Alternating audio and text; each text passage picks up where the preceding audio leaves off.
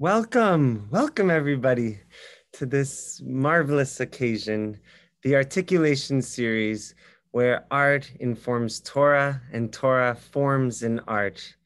We have the privilege and the profound joy to hear from two incredible artists and rabbis and artists in their own right, who have spent the last several months studying and thinking about Parshat Korach, the rebellion against Moses and Aaron.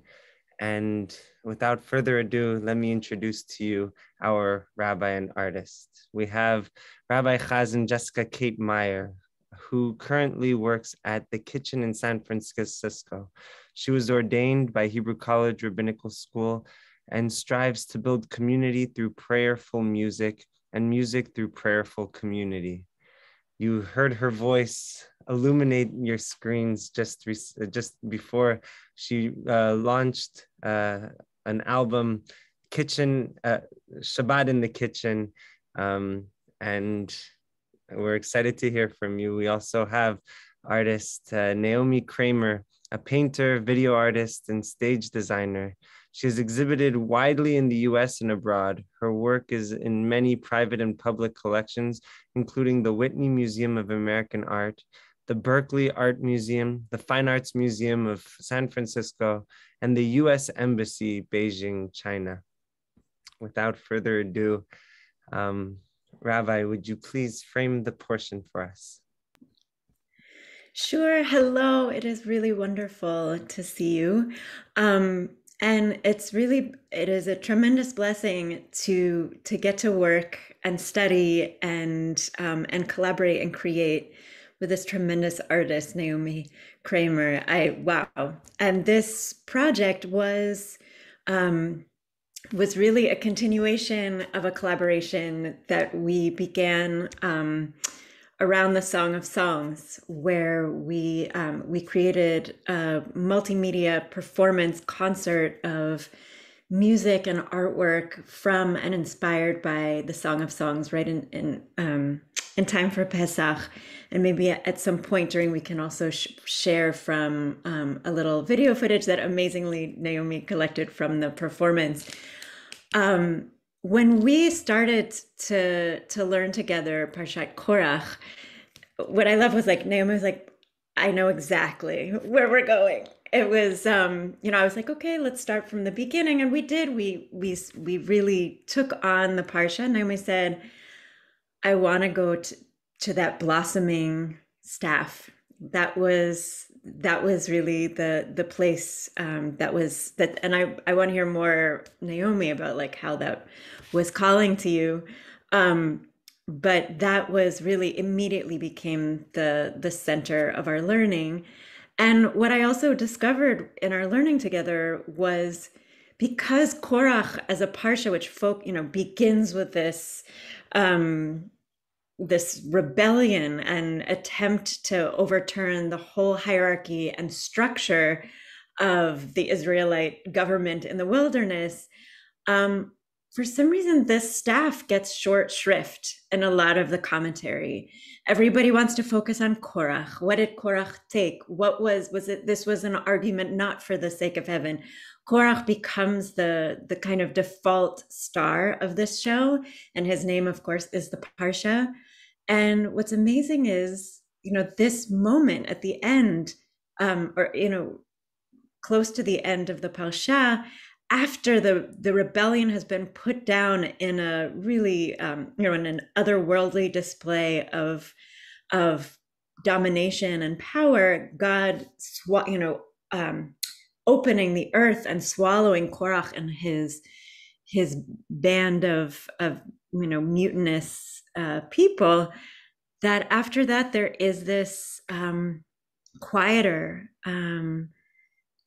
display of leadership, where each tribal leader hands Moses their staff, and something that that is in Hebrew, which is that mateh, staff, is the same word as mateh, meaning tribe, and the staff becomes the stand-in for the tribe.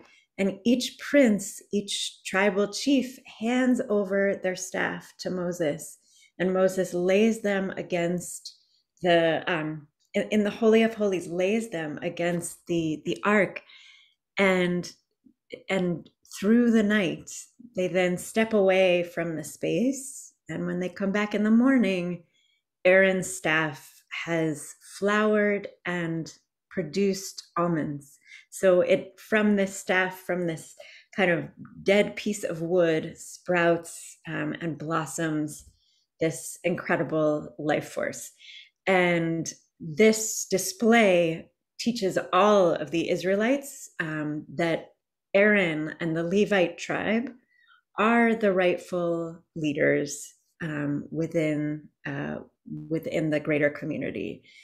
And it's known as a mishmeret, that this is something that is going to be guarded throughout all time.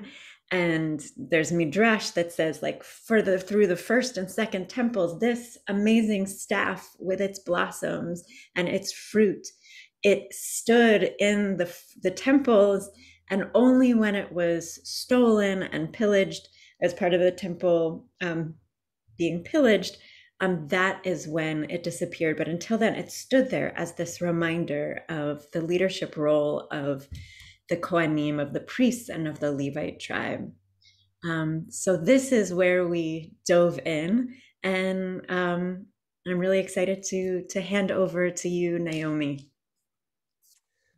Thank you, Jessica. Thank you, Dvir, for making this collaboration happen. I am so privileged to have worked with Jessica. We met during the Laba year that we were both part of. And when Shir HaShirim came up as something that she wanted to perform and create an artwork around, she asked me if I would be interested in collaborating. And of course, I jumped at the chance.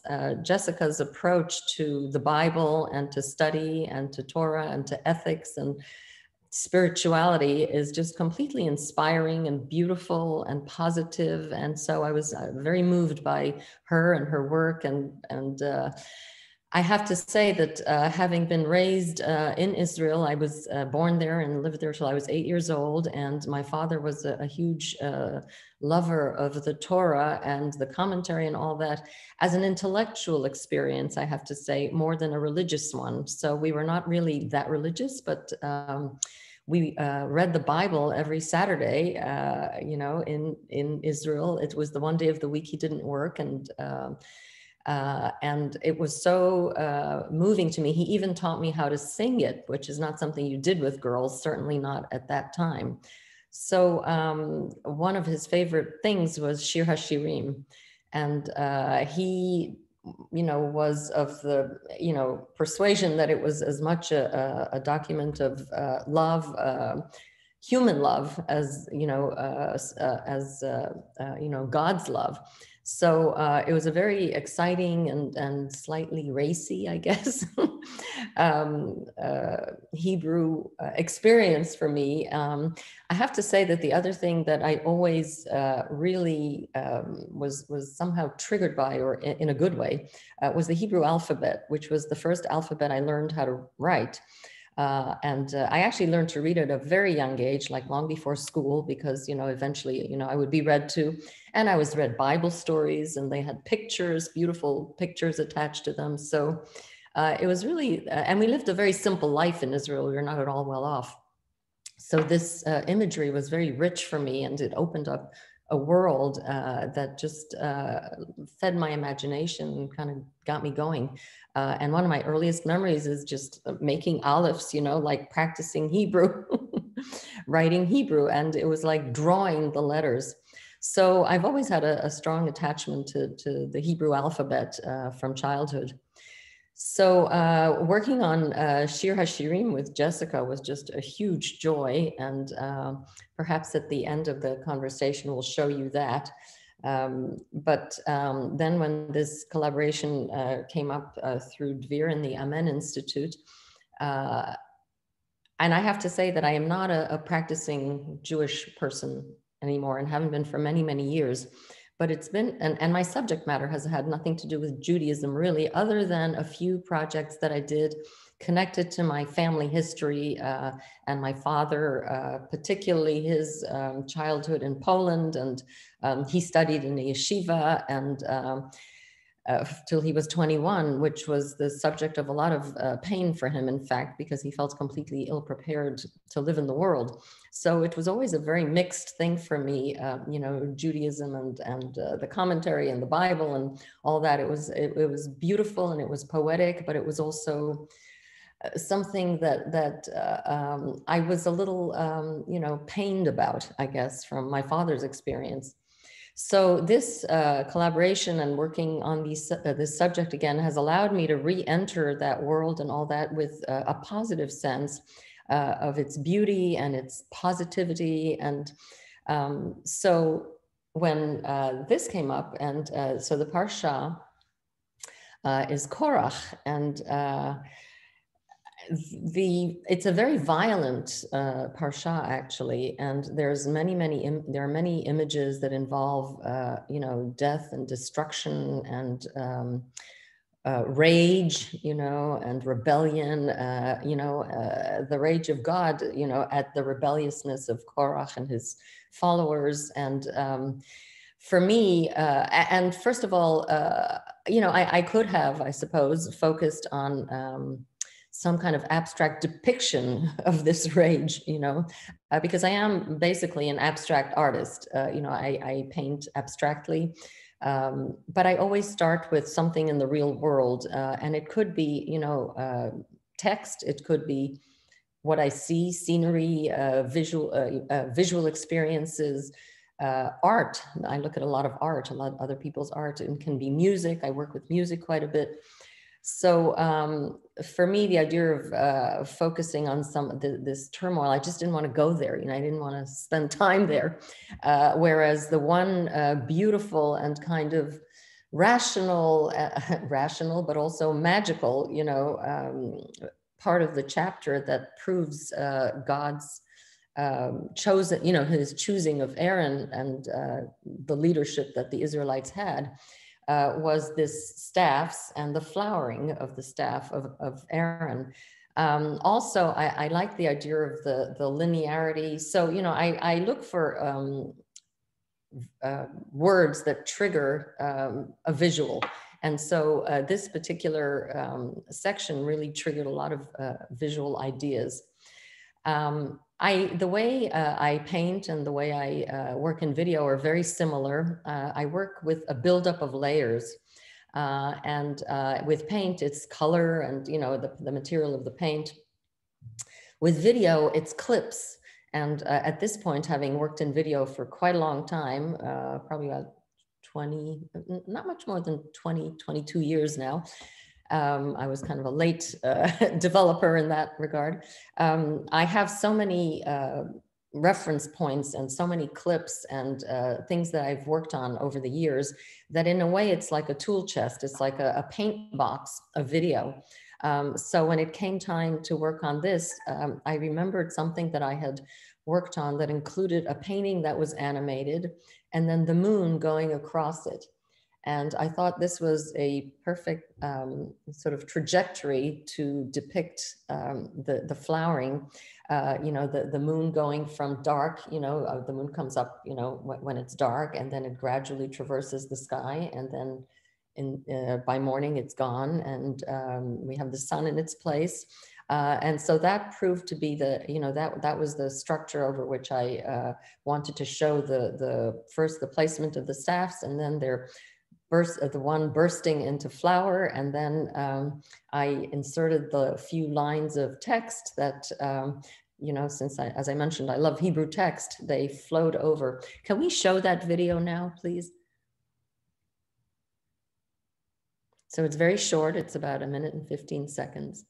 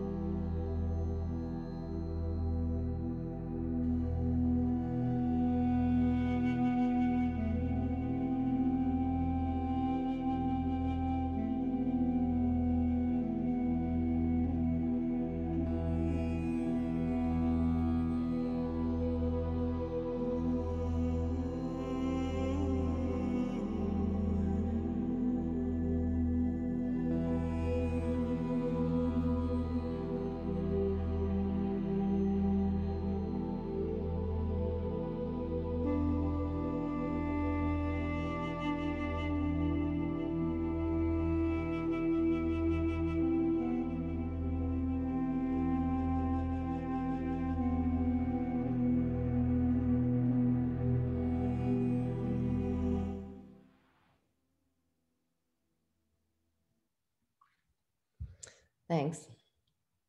So this was the work that I made, and it involves, well, I think it kind of speaks for itself, and you know, the flowering and the magic of that and the movement of the words.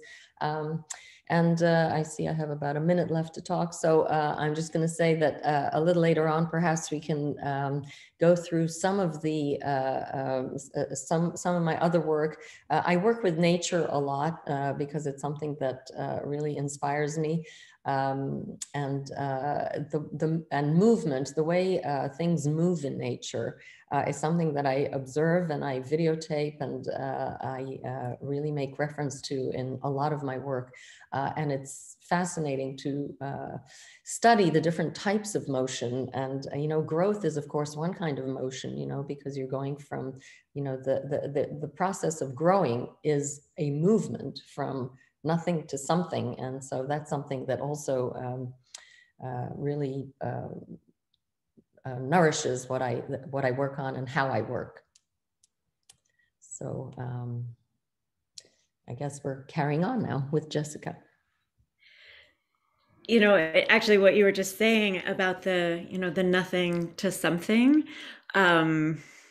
which is so much of what struck me, both in the, you know, in the parsha itself with the staff, this, you know, again, like a lifeless piece of wood, and then the life that is then like bursting.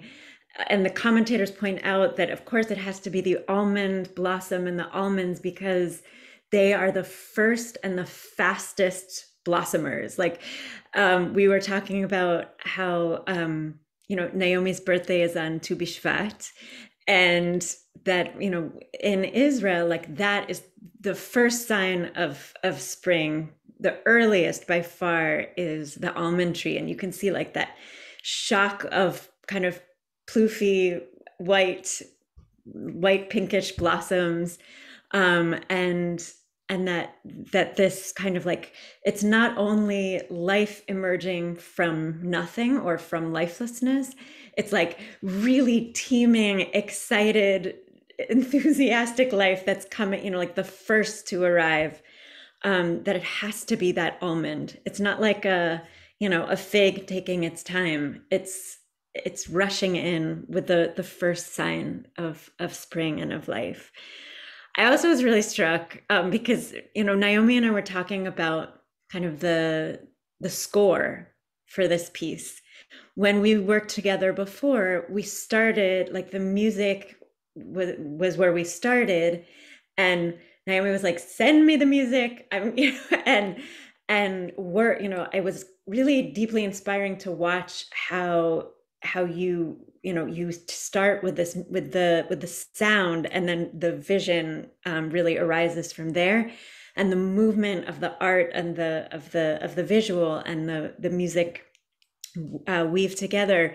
And here was, you know, very to start without sound, to start with a visual. And we were talking about the score for this, and I was really struck by how what you chose has a wooden flute in it, you know, which essentially is, you know, mimicking the staff, mimicking the mate, and also the fact that like flute in Hebrew is also from like this hollowness, right? The flute itself is just like this lifeless, but through it emerges this tremendous life and sound, and how that mirrors this blossoming. And you know, I think partly because of the state, you know, where we're finding ourselves right now in this country, and the, you know, the rulings from the Supreme Court, one right after the other over the past few weeks, feeling much despair, and a sense of like, you know, what can emerge from this place, from this very grim place. And I was thinking then, I was reminded in the image and the visual of the mate, of the staff, of life coming from this this detached, inanimate place. And I was thinking of Psalm 121, which in times of great duress has been a balm. And this idea of me'ayin yavo ezri. So the psalm starts, Shir lama'alot, esa enai el harim me'ayin yavo ezri. A song for ascending. I lift my eyes to the mountains. From where will my help come? And because the word me'ayin also means from where, but it also means from ayin, which is translated also as from nothing. And this idea that Ezri, that our help, our forward momentum, our own blossoming comes also, it too comes from this place of ayin, with this very dark place, the staff blossoming in the nighttime, right? This is when in darkness, in silence, this very much was resonating in the past few weeks in particular, which wasn't where we started our learning. But for me, the combination of like, of watching in the piece, watching those 12 staffs against the moon and against like this dark landscape, and then the movement, this turning, like I love how it spins into, you know, and into the blossom emerging. This really, the image was what lit up in my own imagination this this place and this hope for the blossoming that comes from a very grim, can come from a very dark place. So if I can also, can I ask, Naomi, can I ask you a question right now? I'm wondering how your process differs when you're beginning with the image versus when you're beginning with the sound, or how that works. What does that process look like for you? Well, the thing is that in this case, there wasn't a sound that was at the basis of the whole thing. Whereas when we worked on Shir HaShirim, it was all about the music and the words. And it was a performance. So it's a very different thing when working on a performance that is really music with accompaniment of visuals. That's really the starting point. It has to be the starting point. In this case, the starting point was the text and the story. So I didn't have to start with music. And so I've worked both ways, starting with one or the other. And eventually I come to a place where I'm trying to marry them, and I have a kind of instinctual sense of what works. And I am somewhat not that musical, but I guess enough that it really nourishes the visuals. And I'm very much aware of whether they're in sync or they have anything to do with each other or not. It's just kind of an instinct. And it's funny that you pointed out to me that it's a wooden flute in the music. I mean, I put the music on and you heard it and you said, oh, that's a wooden flute. It's perfect. It's like the shape of a staff even. And I hadn't even really focused on that. So that was almost accidental. So I also love and treasure, accidents of in the creative process, because they really can trigger so much richness and so much invention, whereas what I myself can pre-visualize or plan on is really meager in comparison to what can happen through the universe, so. It feels, because the experience to me in Song of Songs, watching after, like with the how you would take a song and then marry it into this image and a moving image, was this sense of kind of an improvised dance between the two, or not necessarily improvised, but like just I've had an experience in the past of singing with dancers in an improvised space, of creating together, and it has been one of the richest experiences. And that's really exactly what it felt like with the music and the artwork and the visual. And this time when I first watched the piece, I had this tremendous desire to want to sing to it and wanting to bring something, and I wasn't able to do it in this particular moment and didn't have the technology at hand. But that is something that I'm just really like thirsty for more of, is that experience of like back and forth communication, which has opened up a world for me. Yeah, it's very interesting collaborating versus working on one's own, because, a painter basically 99.9% of the time is working on their own. And for many, many years I did that. And when I started working on video, I had to have an assistant who knew the technology and all that. At this point, I've learned it myself. I mean, a lot of it, so that I can work on my own. But the process of collaborating is very interesting. It can be really, slightly painful at times. It can also be incredibly rich. And I don't know about you, but when somebody says, well, I like this, but, I immediately go, what do you mean, but? I'm showing you this because it's perfect, I mean, I know that's not the case. And I know, I've learned in the process of collaborating now over many years that you just got to sort of let go of that initial sort of cringe, of like, what? It's not perfect. And even when I initially fight against it, I often realize that in the end, it makes the work better. And even in this case, I consulted with you at different parts of the process, and I showed you where I was, and I wanted your feedback, because of course you're closer to the material, and also as an artist, you can get really, hung up in your own, shtick, whatever. And it's interesting to get feedback, even if it's not quite on. It'll push me in a direction that's helpful. So I find any kind of feedback almost interesting, positive, negative, whatever. In a certain way, negative, positive is more, negative input is more stimulating and more, because it, makes you go back to the original idea and either firm it up or abandon it and move on or develop it differently. So your feedback was really helpful to me, and I think really took it to a better place. So, but I have to say that it's not so easy to receive criticism, because like, what, don't you love all my work, all my children? And I definitely didn't say but at any point. No, you didn't. Beautifully. I've worked with people who really do it a lot less positively than you did. You were really very delicate and sensitive in how you gave feedback, and I appreciated that.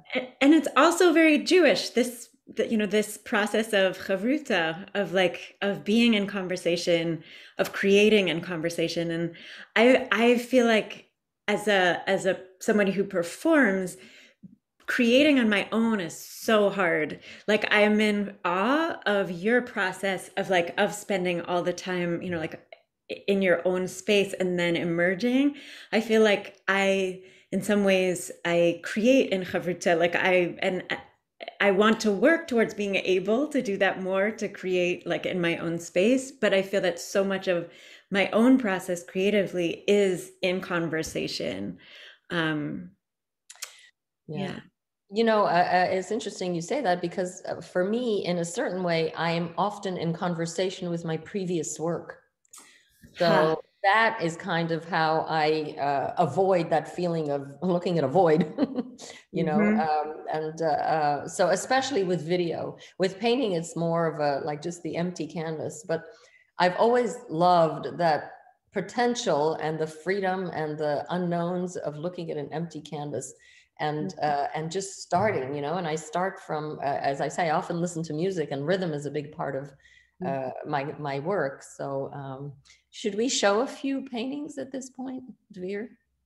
Yes. And there was also a request to see the piece again. Our piece? I didn't see that. Okay. Let's start with it again, and then we can look at other.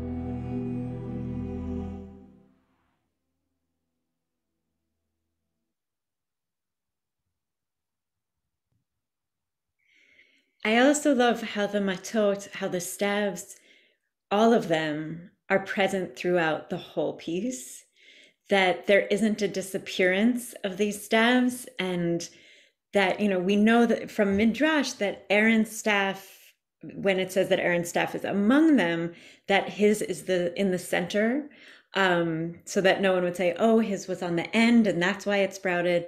So the staff is in the middle, but the focus is on the flowering and not on his staff. It's like the staff's it's almost like it becomes a glory that is for all of them. Like there is something collective in the in the beauty of the flowering in the center. That becomes collective. And yeah, maybe I'm trying to see the beauty as a, there is the element of, this is a test that is showing all of the Israelites, stop questioning the leadership of this tribe. They are the leaders. Shut up. So like I feel like in keeping all of them together, there is, in some way, there's a path forward where all are present, all are part of this, organism, and yes, that there is a special role for this one in the center, but that this blossoming is something that is really enjoyed by all.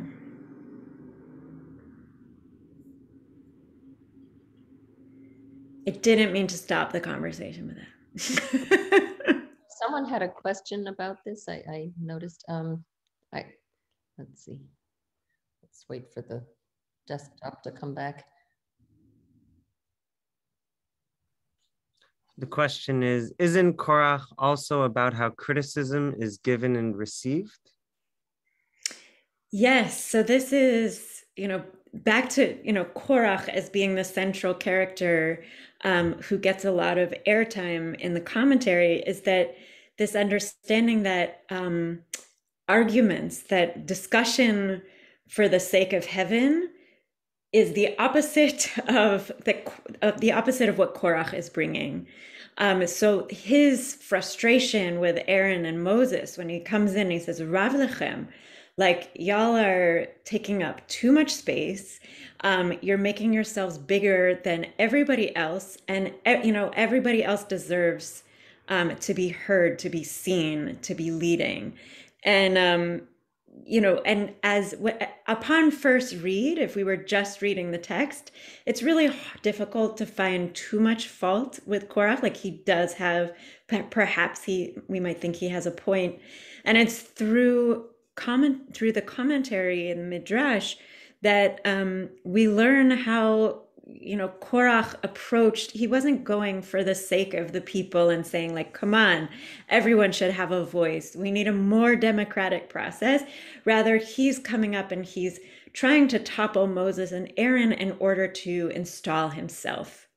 And so where he's coming from, and I love that you that I think this was Karen who wrote it, that, like, this is about giving feedback, checking our motives as we're bringing feedback to the table, as we're coming and addressing others in what, and what they're bringing as leaders, as artists. How are we actually confronting? Is it l'shem shemaim? Is it for the sake of heaven? Is it for a higher good? Is it for the sake of the peace? For the sake of growth? Or is this for the sake of ego and self-aggrandizement? And so, yeah, that does really tie in of how we, as artists, as rabbis, as people in this world, and in a polarized situation where there is perhaps a greater sensitivity to how somebody, how we're addressed, or how we, our work is received in the world. How do we show up and engage? It's this, like, it is an art form, like that. This, bringing feedback to the table. Thank you. We also have a question about this idea of Ezri, and Rabbi Kahana is curious about the speaker of it. Is it Moses who's calling out for help, and how do you imagine him asking for that help coming from Ayin? Thank you for that question. In this series of Parshiot, like, we see Moses and Aaron perform an action that they performed before, but in a different way. This is through Korach in the Parsha before, in Shlach Lecha, and also in I think in Chukat as well. we had seen Moses and Aaron fall on their faces before God. And then in these parshiot, for the first time, we see Moses and Aaron fall on their faces before the people. And, when they fall on their faces before God, it's this, I imagine as this prostration, as this, as a placing themselves like in service and question of the divine. And when they fall before the people, I imagine this great weariness and fear and hopelessness. And I imagine that, Me'ayin Yavo Izri, I feel both that falling in front of the people with helplessness and fear and hopelessness. But I also, like, I am in some I'm not going to be as articulate in this moment as I want to be, but that image of the face plant, but this time it's not clear who he's falling before, like that kind of me'ayin, like where, from where is my help going to come? This sense of both of weariness, this sense of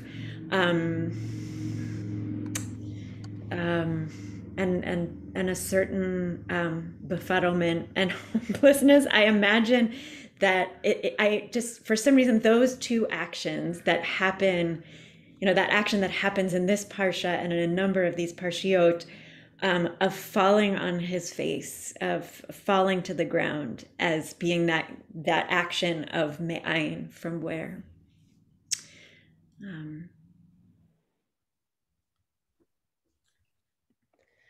I'm curious also about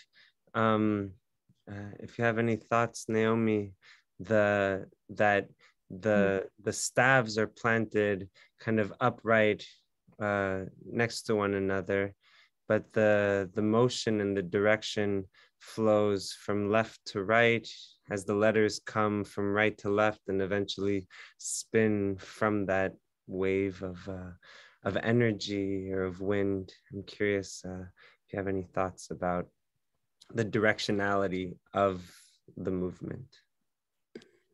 Well, I obviously Hebrew is read from right to left, and English left to right. And having first learned an alphabet that goes right to left, and of course then from the age of 8, learning the opposite direction of alphabet, it's to me it creates a very kind of rich swirling, I guess.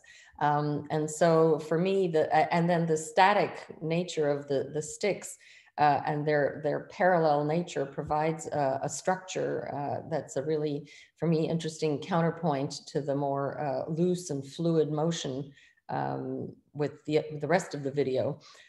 So I like the fact that, I mean, initially that was the first thing that caught my visual mind, was the idea of these staffs all lined up.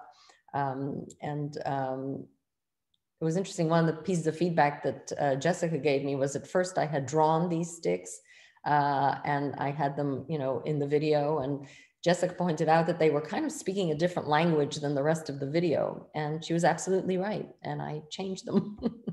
So that was one of the ways that our conversation about the art, not just about the Parsha, really fed the final piece. So I've put a question into the chat, and I'm curious if any of you have any answers to this, about how does seeing art with the Parsha, how do people find that? I mean, is it because you're all already interested in art, or do you come from an interest in art or an interest in Torah, or both? Yes. Can I have some comments? First, it's lovely to see you, Jessica, Naomi, and Dvir, as a past collaborator. That was so wonderful to work with you, Jessica, and to collaborate. I just loved it. And I wanted to say that, Naomi, your piece is absolutely gorgeous. It's so interesting to have a video piece rather than one still image that needs to express a whole story, which most of the artists in this process did, including me, and to find one image that needs to capture so much versus have a bit more of an opportunity to create a meditative space with sound and movement, to express the story. It's lovely to have that kind of a bit more time and a bit more involvement to tell the story. So I just wanted to comment on that.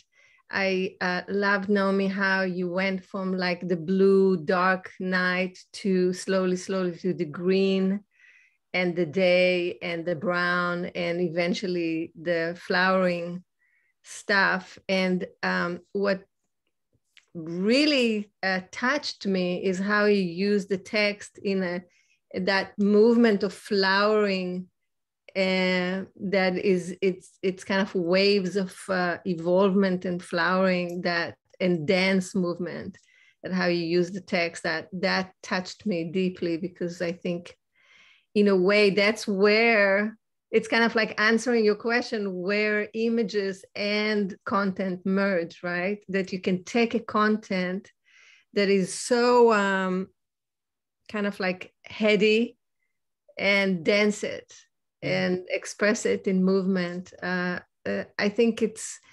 definitely enrich the whole experience of dealing with text. And also last, I wanted to say that needing to express a story in an image or two or a video in a visual way forces one, and hopefully the viewers as well, to really delve into the feeling of the story and the essence of the story.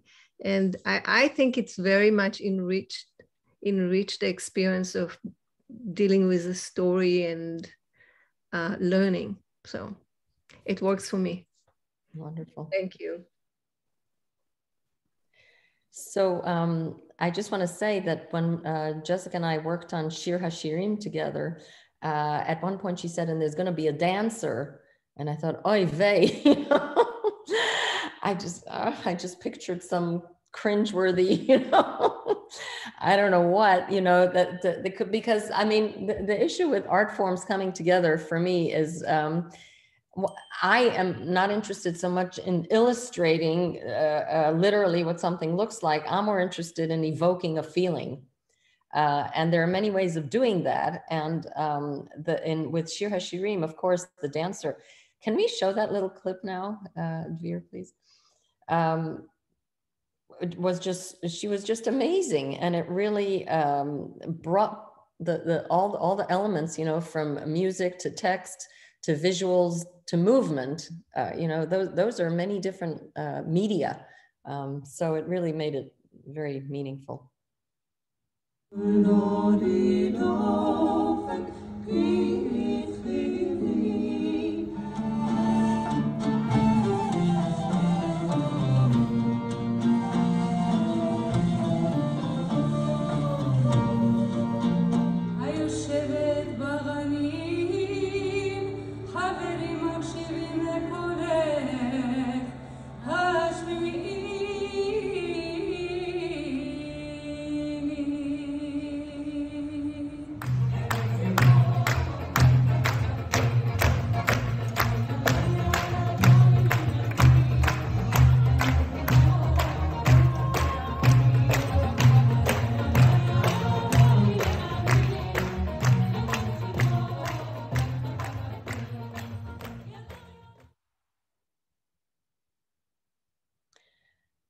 So for those of you who weren't there, a few of you were there, I think, the nature of the projection, it was very unusual because it was going to be outdoors because of COVID issues still.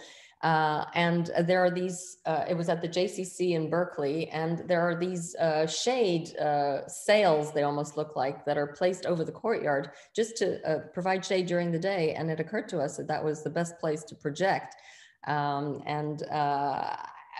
Before I actually saw it, I mean, I imagine it would work well, but maybe, but obviously, a video is a rectangular thing by its nature, the way it's made. And then to have this very unusual architecture and, and the spill of the video from the sails onto the buildings, it was just so rich and unexpected. And it's something that I've noticed before and been grateful for, is that when you have some elements that are givens that you can't get away from, that you just have to deal with, it can often be a wonderful thing instead of a difficult thing. So, I mean, it might be difficult, but it ends up being better than it might have been without it.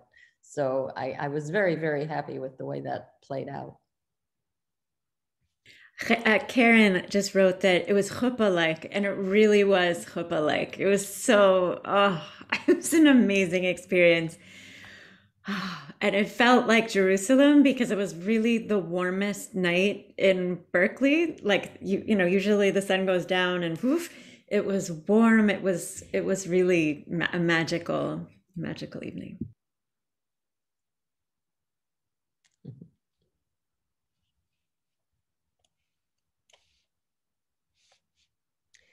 Would you like to show some of the other images? Just to give people a little context maybe about where my piece comes from, I put together a small group of works that are kind of ones I consider particularly nature-based. And there's also another aspect to what I do, which is I make paintings, but then I also make a projection that goes on top of the paintings. And I call these hybrid paintings. And they have a quality and an experience that is unlike anything else. And it can't really be understood on a monitor. It has to be seen in real life. So maybe you can show Motet the painting, and then the little video that goes on top of it, which I made by animating the image of the painting and then projecting it back onto itself. So it's like a piece that's in dialogue with itself, with stillness and motion. Are you there? So this is a painting called Motet, which is a particular structure of music, in fact. And you can see there's like references to nature and growth and flowers and trellises and water, and but it's all abstract. Maybe you can show the hybrid version now. So this is a small clip of what it looks like with the projection on top of it. And it might, no, okay, yeah, that's working. So for me, it's like showing the work breathing, like the inner life of a painting is that it's moving, it's jiggling, it's breathing, it's evolving, but then it's also staying the same, kind of like, and what I liken this experience to is like looking at a fire. So of course, these are not endless loops. They are loops, they're short. This one is just an excerpt, so it's just 24 seconds, but the point is that you never know with a fire whether you're seeing it repeat itself or not. You just can't tell. And so that's kind of the feeling I aim for with these hybrids, is not knowing whether when it begins and ends. But people are mesmerized by movement, and that's one of the things that led me from painting to develop my work through video as well, because especially nowadays with so much motion and so much input and so much change, there's very little patience for looking at a painting. So speaking of that, we can look at a few paintings maybe. So this is one called The Secret Garden, which I made after working on an opera that was presented by San Francisco Opera and Cal Performances in 2013. And it was a commissioned work based on the story of The Secret Garden. So afterwards, I was so full of imagery and feeling from the opera that I made a couple of paintings that I call Secret Garden. So, so as I said, the work process is very much kind of a loop that takes me, or perhaps more of a spiral, which you start with something and you develop it, and we can continue to the next image. This is a piece called Green Wish, and it's very big. It's about, I don't know, 7 feet by 6 feet, something like that. You know, obviously the richness and the complexity of the natural world is what I am looking to evoke. So I'm not copying anything. I'm not showing trees or bushes, but for me, what I hope I'm showing or evoking is the feeling of nature. Yeah, I was starting to say that paintings don't move. And so people, you know, they look at them, they spend literally 10 seconds looking at a painting. I don't know if you've all, I'm sure, walked through museums and you think, okay, I've seen that, seen that, seen that. Whereas if you put motion on it, people will stand for 5 minutes and watch it. So that's something that really intrigued me. And it was the initial impetus for starting to project onto the paintings, is I wanted to just keep you there, you know, and keep you looking. We can keep going with the, this one is called Orangerie, and for obvious reasons, it's orange. We could look at a few more. We can continue. So this is a really big triptych. Each panel is 7 feet by 4 feet. So together it's 7 feet by 12 feet. Again, it's a feeling of moving through nature, moving through, and there's also the interplay of structure and looseness or fluidity and structure that really interests me, because, you know, contradiction is really part of the world and part of our experiences. And to get back to the Parsha, you know, the contradiction of like salvation through destruction, you know, I mean, this chapter is very much about how to allow the people to move forward and to get beyond where they are to, you know, in a place of doubt and fear and pain and rebelliousness, to a place of being ready to move into the promised land. And this process is it's both violent, but also very much one of learning and acceptance, and the acceptance of leaders, and leaders winning the acceptance of the people. And so all this massive contradictions and turbulence is something that I convey and reproduce, or I should say evoke in my work.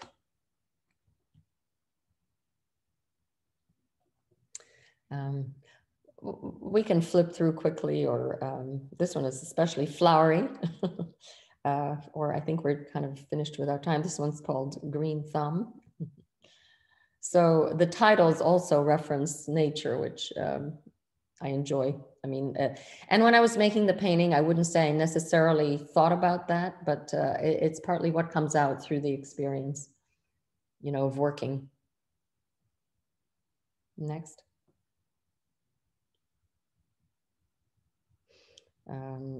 This one was also based on Secret Garden, the last scene from Secret Garden. So this is a kind of flowering. Next, please. Karen has a question. Okay, what is it? Let's see, let me just look for it. Yeah, I just wanted to say I find them really meditative and beautiful, Naomi. I think, and I'm seeing when you talk about nature, initially I thought about external nature around us, but by not identifying a particular landscape, some of them have very, you know, there's a lot of reflection of the internal muscle structures and things like that. So whether it's kind of on the micro or more macro kind of approach, it all ends up feeling like, you know, sort of getting awed by what nature is really. I think there's a lot to meditate on. They seem very, very vibrant and very, there's a lot of, I think it triggers a lot of inner movement of thought. So, kol hakavod, they're beautiful. Thank you. Thank you. And Meg Sofer. Hi, Meg Sofer. I'm on my phone. I don't know if you can see me, but I just want to tell you, Naomi, I think your work is absolutely beautiful. And as a former art historian and an art teacher, I have no problem looking at your paintings for a long time because they're so full of movement. But I really love the hevruta that you have created by imposing, moving images of the paintings on themselves. I think that's fabulous. It's very original and I love it.